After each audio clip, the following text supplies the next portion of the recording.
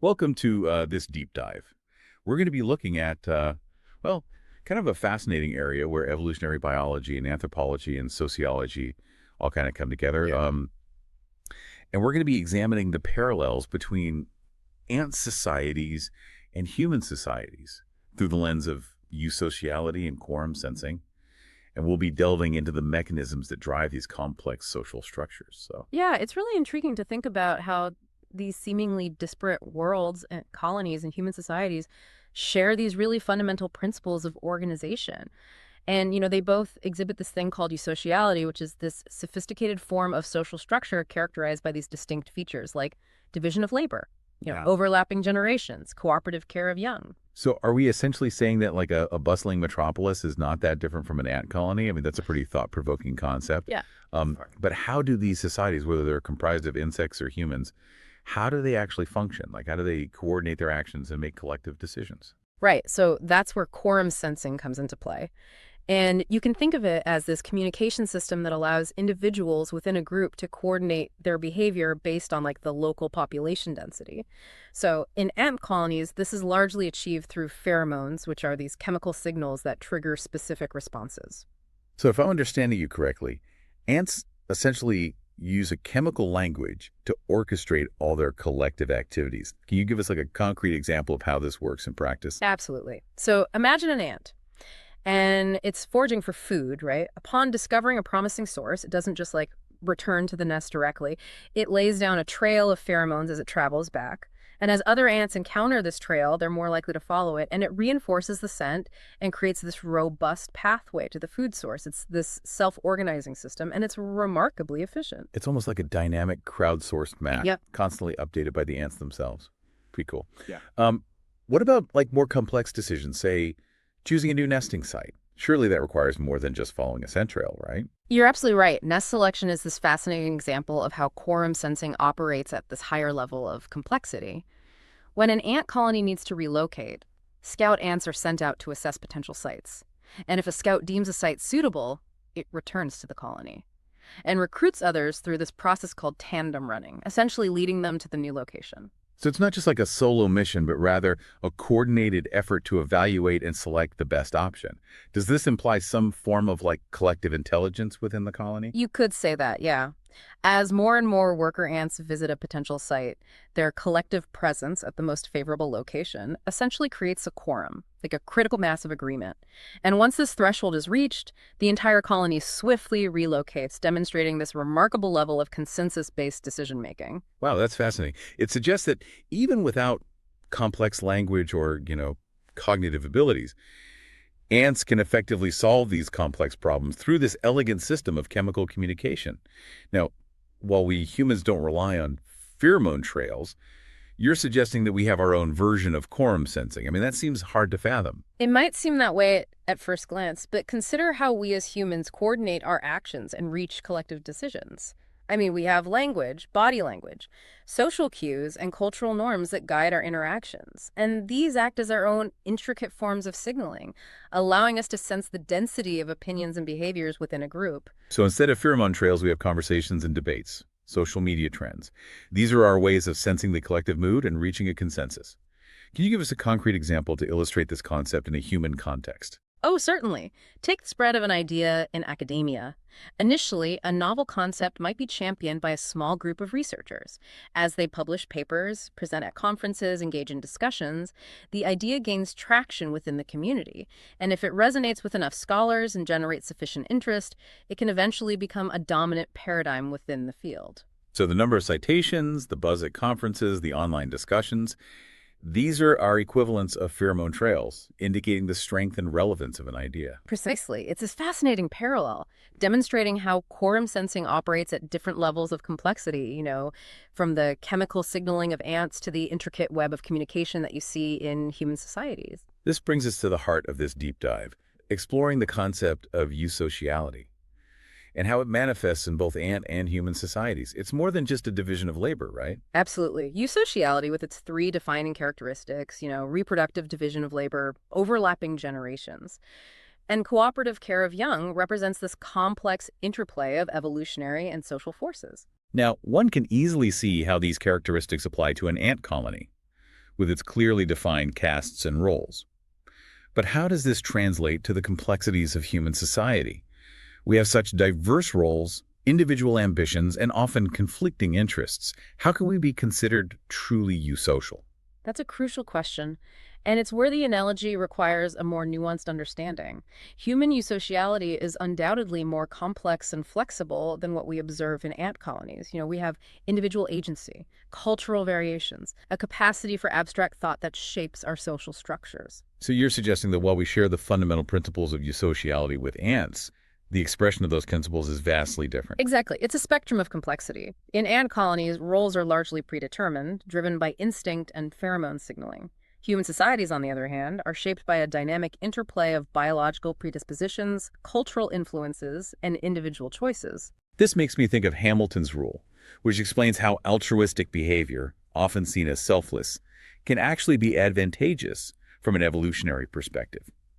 How does this principle, often applied to closely related individuals, manifest in human societies where we cooperate with non-relatives? Hamilton's rule, while grounded in the concept of inclusive fitness, which prioritizes the success of shared genes, offers this fascinating lens through which to examine human altruism.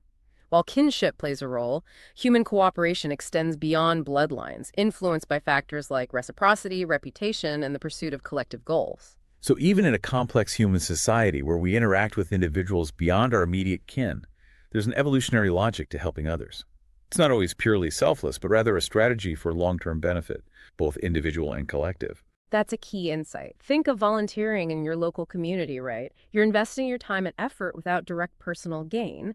However, this act strengthens social bonds, enhances your reputation, contributes to a more functional and supportive community, which ultimately benefits you in the long run. That's a compelling example. It seems we humans have evolved these mechanisms for extending altruism beyond the immediate family, weaving this more intricate web of cooperation within our societies. But before we delve further into the intricacies of human eusociality, I'd love to understand more about the specific mechanisms of quorum sensing in both ants and humans. Oh, I'm happy to elaborate. Let's start by taking a closer look at the fascinating world of ant pheromones. Ants primarily communicate through this complex system of pheromones. There are these chemical signals that trigger specific behavioral responses in their fellow ants. And these pheromones are released from these various glands and act as this intricate language, conveying information about food sources and alarm signals and colony identity and even reproductive status. Wow, it's like this invisible symphony of sense, orchestrating the colony's every move. Can you elaborate on the specific types of pheromones and the roles they play? Of course. So one of the most well-studied examples is trail pheromones. And so when an ant finds food, it lays down a trail of these pheromones on its way back to the nest. And it guides its nestmates to the newly discovered, bounty. The strength of the trail is determined by the concentration of the pheromones. And this provides information about the quality and quantity of the food, which optimizes foraging efficiency for the entire colony. That's a remarkably efficient system of communication, allowing for this dynamic adaptation to changes in food availability.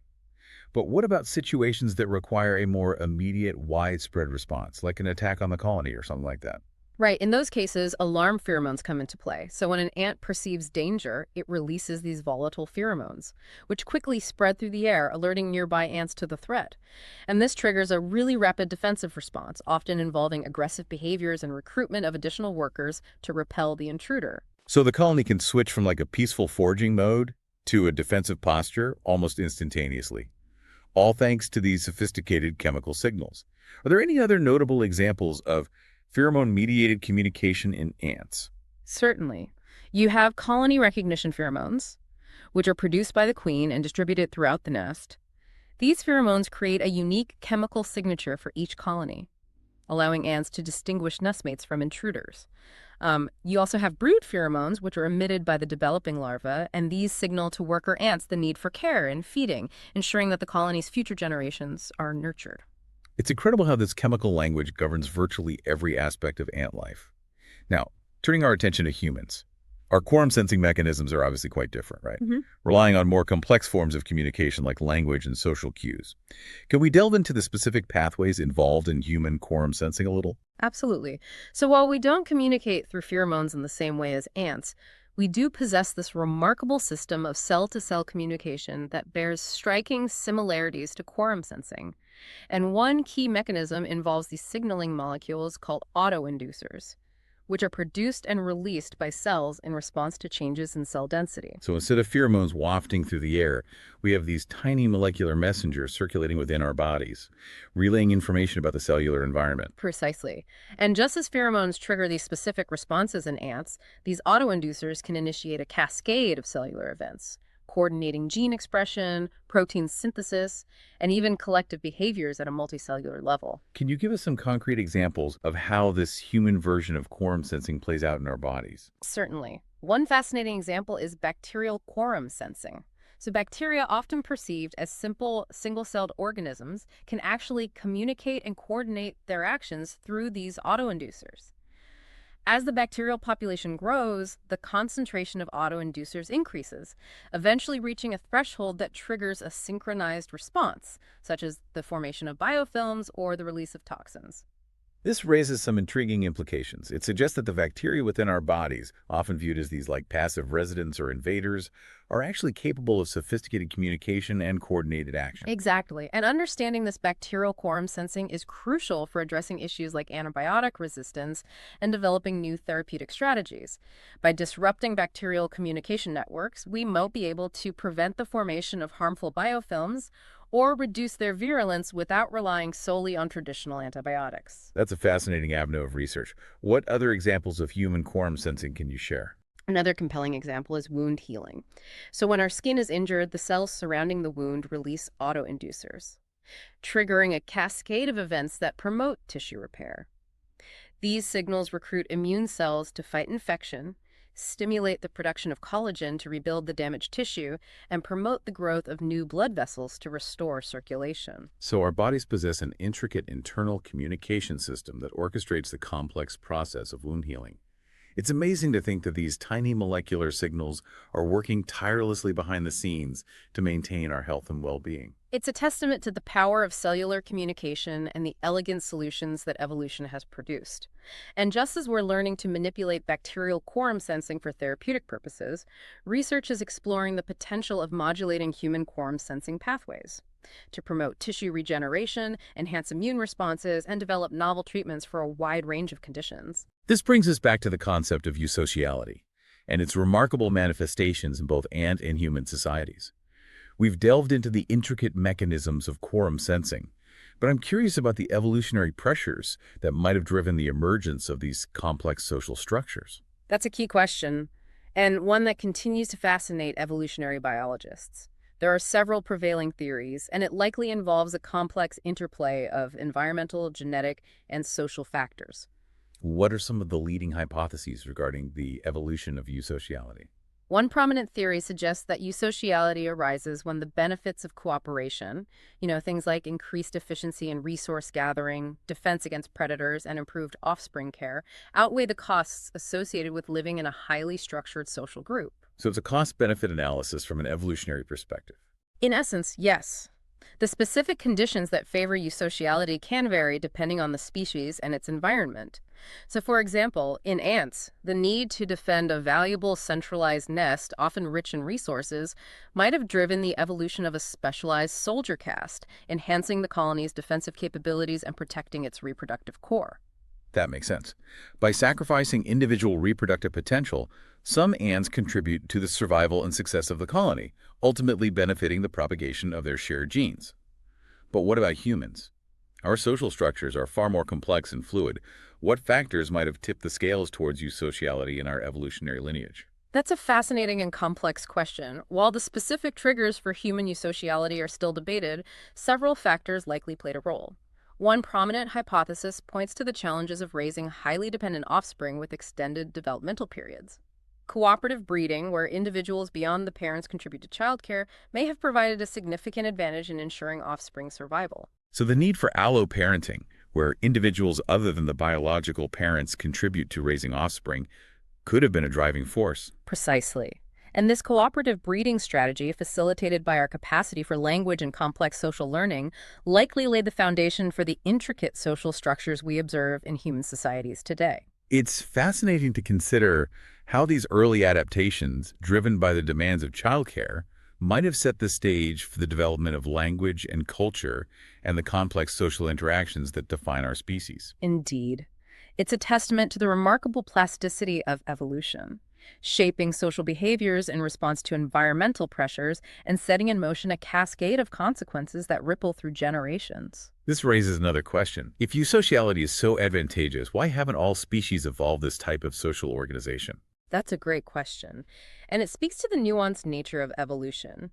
Eusociality is not a one-size-fits-all solution.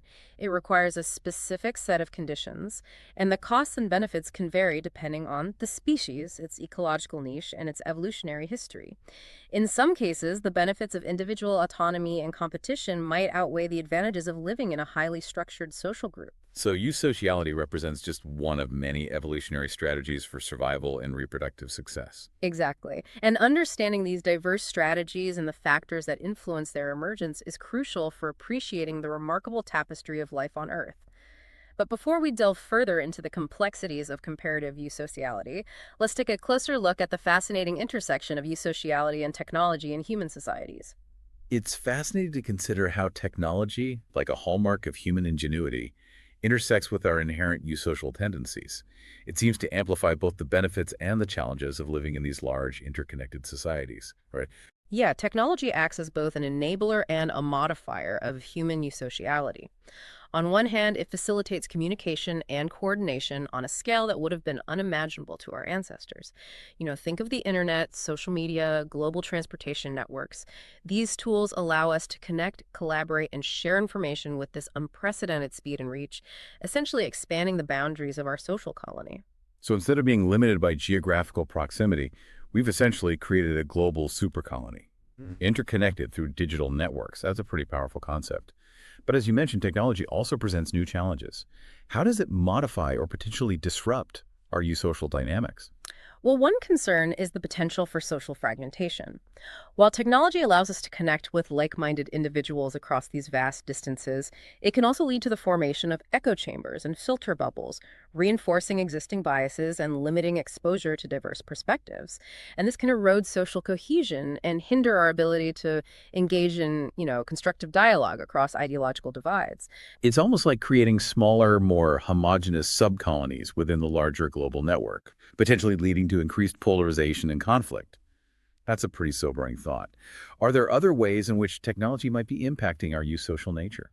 Another concern is the potential for technological unemployment as automation and artificial intelligence increasingly replace human labor in various sectors. This disruption of traditional work patterns and social roles could have significant implications for human eusociality. It makes you wonder how we, as a society, will adapt to these technological shifts. Will we find new ways to express our eusocial tendencies, or will these disruptions lead to increased social unrest and instability? Those are critical questions that social scientists and policymakers are grappling with. The answers likely lie in harnessing the power of technology to create more equitable and inclusive societies, where everyone has the opportunity to contribute and thrive. This might involve rethinking our economic systems, investing in education and retraining programs, and fostering a sense of shared purpose and collective responsibility in a rapidly changing world. It's a call for a more conscious and intentional approach to shaping our technological future, one that aligns with our inherent social nature and promotes the well-being of all members of our global colony. That's a powerful message. It is, and it brings us to a final, thought-provoking question. If we can learn to understand and even manipulate quorum sensing in humans, what ethical considerations should guide our actions? That's a crucial question, and one that deserves careful consideration. We've touched upon the potential for using our understanding of human quorum sensing to influence public health campaigns, promote pro-social behaviors, or even counter misinformation. But where do we draw the line between beneficial influence and manipulation? Right, it's a complex ethical dilemma. While the potential benefits are intriguing, the risks of misuse are equally significant. Imagine the potential for using these insights to manipulate consumer behavior, influence political outcomes, or even stifle dissent. The power of quorum sensing, whether wielded consciously or unconsciously, demands a thoughtful and ethical approach. It seems we're entering uncharted territory. where our growing understanding of human social behavior, coupled with these powerful technological tools, presents both unprecedented opportunities and profound ethical challenges. Navigating this landscape wisely will require open dialogue, rigorous ethical frameworks, and a commitment to transparency and accountability. I completely agree. The study of eusociality and quorum sensing offers this fascinating window into the fundamental principles that govern social behavior, from intricate communication networks of ants to the complex dynamics of human societies. As we delve deeper into these realms, we must proceed with both curiosity and caution, recognizing the profound implications of these insights for the future of our species.